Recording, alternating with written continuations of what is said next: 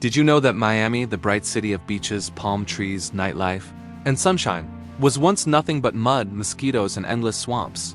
Before the skyscrapers, before the vibrant streets, before tourists and culture and neon lights, Miami was a wild, unforgiving land. A place where the ground sank under your feet, where humidity choked the air, and where disease-carrying insects ruled the night. A land nobody wanted in the late 1800s, Florida was a frontier, hot, isolated, thick with wilderness. Most people saw southern Florida as impossible to tame, a place humans weren't meant to conquer. Settlers tried, and many gave up. The swamp always won. The heat, the humidity, the flooding. Survival was a daily battle, but one person looked at this land and saw not hardship, but opportunity and beauty. Her name was Julia Tuttle, now known as the Mother of Miami.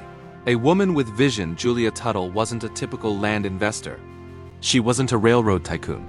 She wasn't a military general. She was a widowed farmer with a fierce mind, a brave heart, and a dream to build a city where others saw only swamp and struggle.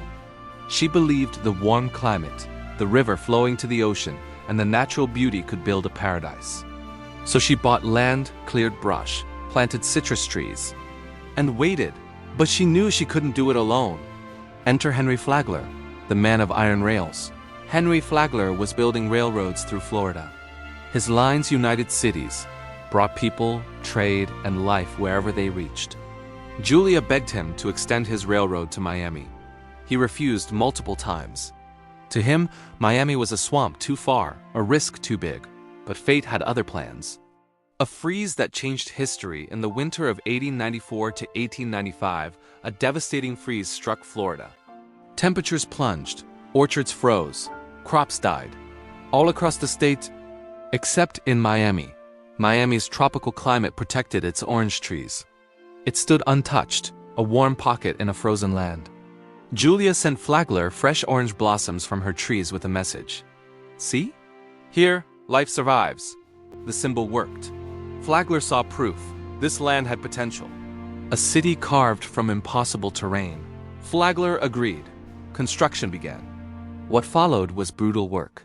Men cutting through swamp and jungle, fighting clouds of mosquitoes, digging canals to drain land, building tracks over mud and mangrove roots, battling heat and tropical storms. Many quit. Some got sick. Mosquito-borne illnesses threatened lives. But the work continued day after day, and finally, Miami is born. On July 28, 1896, with just 344 residents, Miami was incorporated as a city. Flags rose, speeches echoed. A city had been born from water, mud, and sheer willpower. It grew faster than anyone expected. Hotels rose, streets formed. Boats arrived at the port.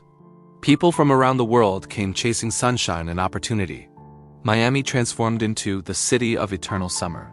The gateway to the Americas, a cultural crossroads, a paradise born from persistence, and today, from Wynwood murals to South Beach lights, from Little Havana to Brickell Towers, Miami stands as a city shaped by vision, courage, nature, and perseverance. A city born not from comfort, but from struggle, swamp, and belief. Moral, where others saw mud and mosquitoes, Julia Tuttle saw future, beauty, and sun. Sometimes greatness begins where no one else dares to dream. Call to action. If this story inspired you, imagine what the next one will do. Like, subscribe, and stay curious with Mind Story for You, where stories spark ideas.